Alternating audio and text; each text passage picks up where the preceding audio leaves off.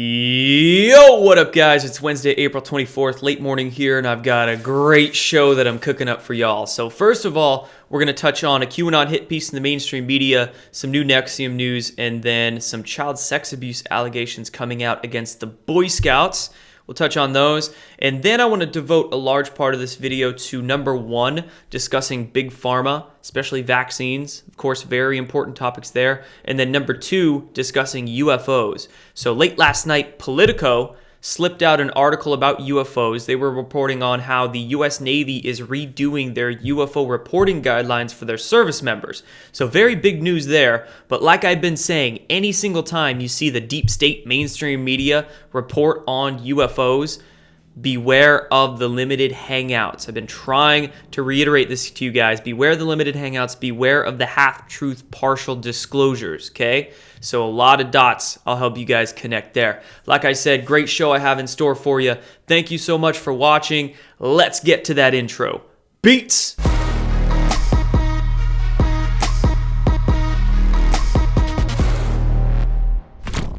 Alright guys, first of all, shout out to a sponsor of this channel in Virtual Shield. They're a VPN service, and a VPN is very helpful to do a few different things with. Number one, it can help keep your data safe when you're sending it over the internet. But number two, it can help you bypass censorship restrictions. So in places like Sri Lanka and New Zealand, where these false flags or terrorist attacks or whatever they are happen, and then the governments there start banning public access to social media sites and websites like 8chan, a VPN can help you go right around that censorship blockade. So check out Virtual Shield's VPN service. It's very cheap and easy to use. If you want to look into it, there's a link in the description down below. All right, so we're going to start off with that QAnon hit piece that came out of the mainstream media, and this came from the SPLC, the Southern Poverty Law Center, of all places.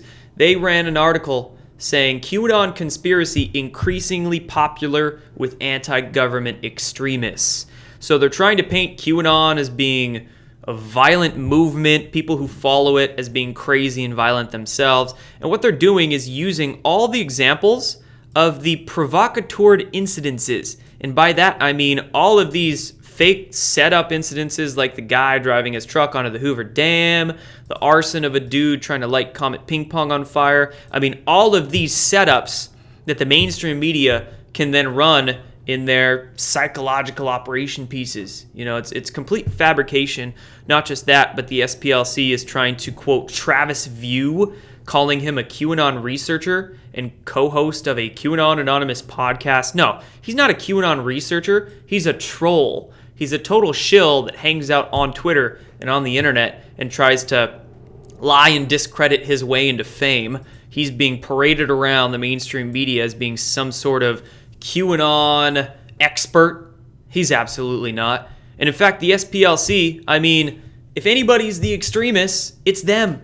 Lately, they've been embattled with a bunch of turmoil. Their head had to step down. They've been called racist and just all sorts of stuff. I mean, the SPLC is failing. They're failing so much that the reason in my head they probably ran this article is for a kickback, trying to get some funding from somebody to write these sorts of lies. Or maybe they're trying to appease their corporate masters. Whatever the case, the SPLC, absolute garbage. In fact, they were, I believe, one of the first media organizations to try to discredit Q well over a year ago. This is January 2018. I remember this article coming out. They called it a conspiracy meta theory, quote, the storm. They went into this long tirade, just a bunch of nonsense, misinformation, trying to discredit Q and Pizzagate, et cetera, et cetera. They even linked the interview that I did with Liz Crokin in January of last year. So the SPLC, I hate them. They suck. They're garbage, as you can see. Let's move on into talking about NXIVM. So court papers. New stuff coming out about NXIVM almost every day now, and court papers detail a creepy sex den. Creepy sex den allegedly used by the NXIVM leader, Keith Raniere. And essentially, what this is detailing is that Keith Raniere would basically go to a bunch of people's homes. He would go to Allison Mack's home, Nancy Salzman, the NXIVM co-founder's home. He would use all of his sex slaves at NXIVM members' homes. I mean, it's totally sick shit. And one of these, quote, sex dens even included a bed elevated over a hot tub. This is like not just creepy, this is new level of creepy. And a bed over a hot tub. Now, in any other instance, I might think that was pretty cool. Bed over a hot tub. But when it comes to NXIVM, absolutely not. That's the creepiest thing in the world, and it's so disgusting, all right? And this isn't the last that we're going to hear about NXIVM. Like I mentioned, it's almost every day now we're getting new details come out about it. The other day, it was NXIVM linked to New York Senator Kirsten Gillibrand's father. The day after that, it was, wow, this NXIVM money might have got donated to Hillary Clinton's campaign. Now we're getting info about creepy sex dens. I mean, this isn't over. And the reason it's not over is because NXIVM's tentacles spread out to so many large, important figures that's one of the ways that they're being taken down. The tangled threads that all of these sick cabal folk weave. So I'm more than happy to see NXIVM get outed. And I'm also more than happy to see more sexual abuse allegations come to the surface. This one involving the Boy Scouts, unfortunately. The freaking Boy Scouts. Thank God I was never a Boy Scout after seeing this article. But look at this headline and look at this number. More than 12,000 Boy Scout members were victims of sexual abuse and expert claims. And they were victims, see about 12,200 victims, according to the court testimony, of over 7,800 individuals. 7,800 perpetrators abusing children. Over 12,000 of them in the Boy Scouts. I mean, it's awful. And like Q has told us, those who we're taught to trust most are the sickos. So really, when it comes to whether it's these organizations like the Boy Scouts or teachers at your school or sports organizations, whatever it is, please, guys, if you're a parent, do the due diligence of parenting. Get involved in your kid's life. Vet these people. Go meet the teachers. Go to their games. Meet the coaches, the volunteers, Do what parents should do. Protect their children. Don't be a lazy parent these days, because that's what's helping this spread is lazy parenting, okay? So there's that, and happy to see more of this nastiness come to light. It will continue. Now let's move on into talking Big Pharma. So I saw this coming out of the USA Today. USA Today is an absolute garbage newspaper. They wrote, why Big Pharma distrust is fueling the anti-vaxxer movement and playing a role in the measles outbreak. Now, think about this article. It went into 0 actual reasons as to why people distrust Big Pharma. Why do people actually distrust Big Pharma? Let's list them. Well, there's a lot of things to list, but number one, how about all the mysterious deaths of the holistic doctors that have gone on the past few years? What about that? How about all the falsified studies about nearly everything? Vaccines, this drug, that drug. Let's see. How about all the lies and misinformation that we get from Big Pharma and our education system and our media corporations about health? I mean, so many reasons. We can go down the list, but here's a few reasons I've seen in the news over the past few days that definitely helps me distrust Big Pharma even more, if I needed any more. Right here, report showing 240 people sickened in Utah fluoride overfeed, with the investigation continuing. Now look at this. Vomiting, headaches, people getting sick, all sorts of symptoms reported by 239 people after a, quote, accidental dump. They called it an accidental dump of undiluted hydrofluorosilicic acid, big old name for basically fluoride salts there, undiluted fluoride acid from a malfunctioning pump into the city's drinking water system, affecting thousands of households, schools, and businesses. Now, keep in mind, these are just 240 people that reported their symptoms, and then their symptoms weren't categorized by the doctor, so it ended up pointing to the fluoride contamination. Could have been hundreds more people that had symptoms that they just brushed off and didn't report to their doctor or to the authorities. So this is just 240 people that reported them. And this is fluoride. Fluoride, we're told it's safe. We're told we need it for our teeth and bones and whatever reason they freaking concoct up. But we don't. Fluoride, it's not safe at all. In fact, it's poison. Even if it's diluted, it's still toxic and you still don't need it. There is no such thing as a fluoride deficiency, guys. And in fact, fluoride ruins your thyroid, calcifies your pineal gland, destroys your brain, and it actually causes your bones and teeth to molt and pit, not get stronger. Easy test you can do with fluoride, check out toothpaste. Easy thing to do. Check out toothpaste. Go to your Colgate or Crest or Arm & Hammer or whatever shitty toothpaste that has fluoride in it. Look at the label. It says, call the Poison Control Center if swallowed. Go to your natural toothpaste without fluoride. Check out the label. There's no call the Poison Control Center warning on it at all. Ha! Wow, how easy of a test you can do right now to show that fluoride is still poisonous, even if it's diluted.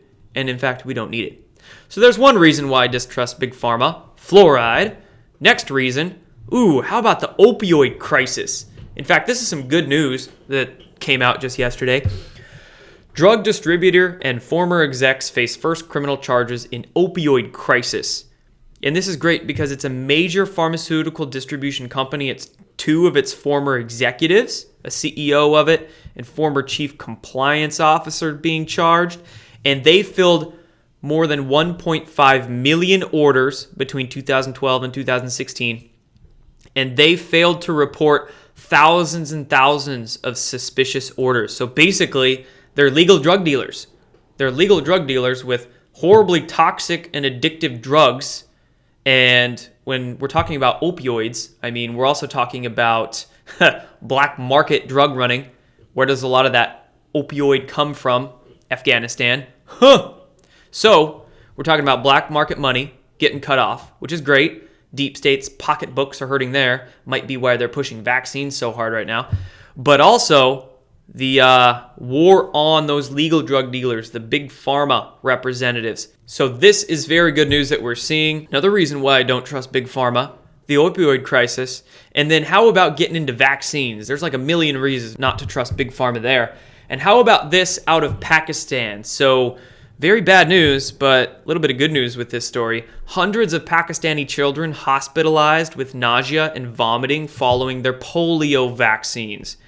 Horrible stuff. Those polio vaccines, really any vaccine, is toxic, harmful, and not good. Well, hundreds of children were hospitalized because of their polio vaccines over in Pakistan, and this caused a huge uproar in the local community. Here's a video here. I'll link it down below. And a hospital was set on fire after parents panicked over all their children getting sick with these vaccines. And this local media here is trying to, of course, hush the issue. Doctors say their children are not sick, just panicked, but that's total horseshit. Anybody with two neurons in their brain can connect the dots and see that, well, if a child starts developing autism or something neurological right after a vaccine, within like 24, 48 hours, or maybe they get extremely sick and start getting rashes all over the body and get some sort of reaction. Yeah, it's the freaking vaccine. And hundreds of people in Pakistan were so pissed off that they lit a hospital on fire. At least they're doing something about it. It looks like these people in Pakistan are connecting the dots better than a bunch of people here in America do. A lot of people in America can't even see these connections, but people in Pakistan can. What does that say?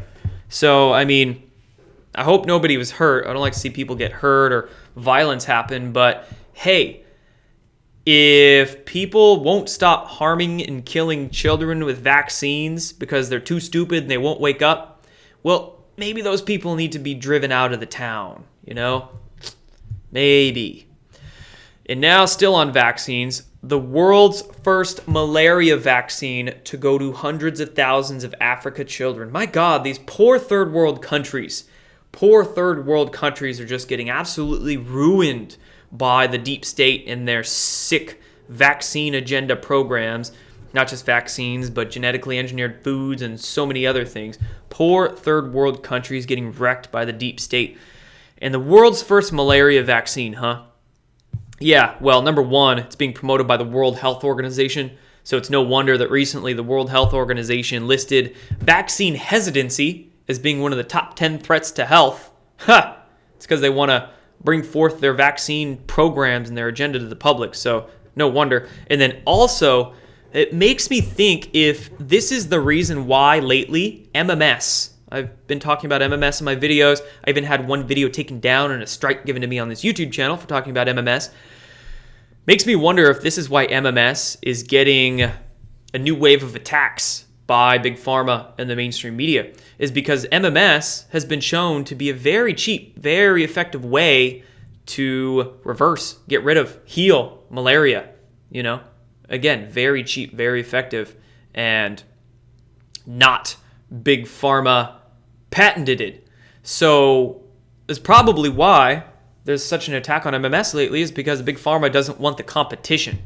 And they're trying to roll out this malaria vaccine to hundreds of thousands of people. That's like millions of vaccines. It's probably a multi-dose one. And they're doing it, look, 360,000 children a year in 3 countries. So yes, it will be millions of children with millions of shots. That's a lot of money.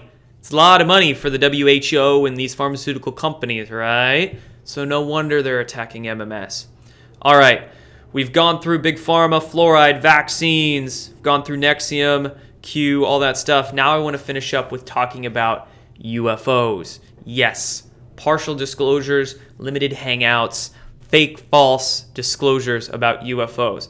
So, first, let's touch on that Politico article. Politico, late last night, putting out this bombshell.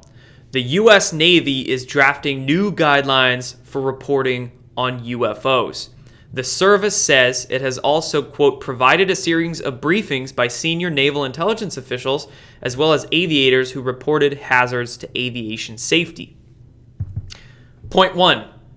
This is actually good news. Drafting new guidelines for reporting UFOs, redoing that. It's fantastic news. It's going to start waking people up, getting them to question things, especially the service members within the military. So I see that as being very good.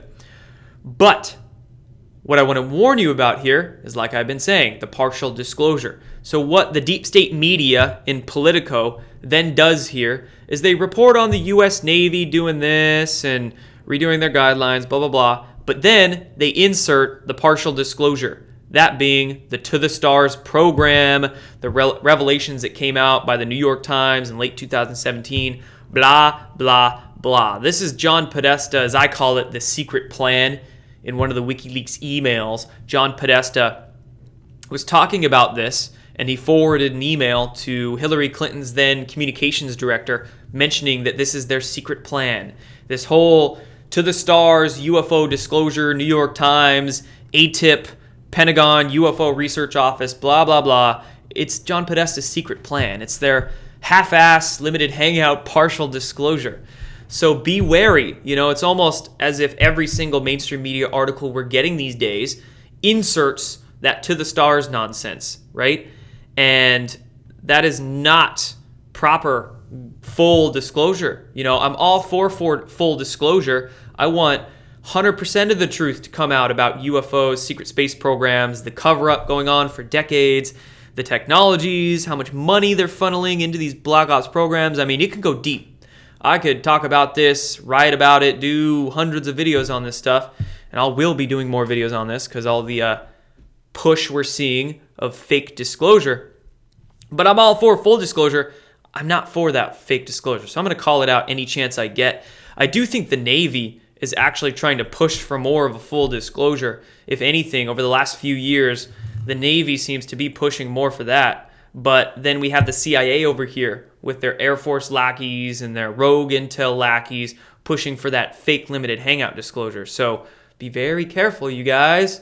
Very careful of the context, what they are telling you and what they're not telling you in these articles. And then one more article that I saw come out recently in the mainstream media mentioning UFOs is this one right here out of the New Yorker. So it's the New Yorker. Keep that in mind. Always look at who's giving you this information so you can be forewarned about what their angle, their narrative might be. So if it's the New Yorker, it's already going to be some deep state corporate propaganda. They entitled this article, "What's New About Conspiracy Theories?" Okay, let's check it out. Well, a large part of this article is trying to discredit Pizzagate. It starts off with that. So they're trying to discredit Pizzagate. They're trying to discredit Q. Quickly goes from Pizzagate into Q. So it's awful. It's already an awful propaganda whitewash piece. But what I find really interesting about this is that as you continue reading through, it actually eventually gets into UFOs. The author starts talking about UFOs. And what's incredible here, let me find it, is boom. So they go from Pizzagate into UFOs, talking about the Mutual UFO Network. All right. And then look who they talk about, Corey Goode. Talk about Corey Goode, who was at the MUFON conference last year outside Las Vegas. I was actually at that conference. And they try to start discrediting, throwing a bunch of shade on Corey. Then they insert Richard Dolan. Richard Dolan, who's a MUFON member. And MUFON actually has connections to the partial disclosure, to the stars limited hangout here. It's very interesting. So, wow, MUFON, what's your angle? Why is this author inserting Richard Dolan and then saying Richard Dolan is worried about plants, trying to undermine the whole ufology enterprise? History, Richard Dolan observes, is replete with provocateurs and disinformation coming from U.S. government channels. Huh. You can think what you want about Corey. His testimony is his testimony. It's very in-depth, and that's his deal. But at least he talks about Pizzagate being real. He's not afraid to talk about Q. And that makes me think that could be one of the reasons why he's so attacked, especially attacked by these plants, is because he is actually talking about things that are threatening to the deep state instead of being another one of those fluff UFO researchers, fluff UFO journalists out there like so many of the other ones in the ufology realm. If Richard Dolan is so concerned with plants and limited hangouts, why does he work with so many of them? Richard Dolan literally aids and abets people on the internet, works with disinformation assets who try to discredit Pizzagate, who try to discredit QAnon. I mean, is the pot calling the kettle black here? Just look at that finger pointing. Look at that projection in plain sight. Yes, there's plenty of disinfo assets in the ufology community and in the conspiracy community in general. And usually you can find them projecting and pointing the finger when the finger should really be pointed right at them. I definitely question Richard Dolan's intentions here, and it's incredible to me that this New Yorker piece features him, and there's so many other people in the ufology community that I would love to question about certain things. And why are they aiding and abetting these disinformation assets? It's incredible. Let me tell you, I've been saying this, the people I trust most in the ufology community are those who talk about the realities of Pizzagate and the realities of QAnon, because it all connects, right? And you have a lot of these shills, disinformation assets, probably government or rogue intel controlled, and they're out there claiming to be this ufologist or claiming to be this extremely credible author or researcher, or whatever the case, and then here they are discrediting and undermining other very real phenomena.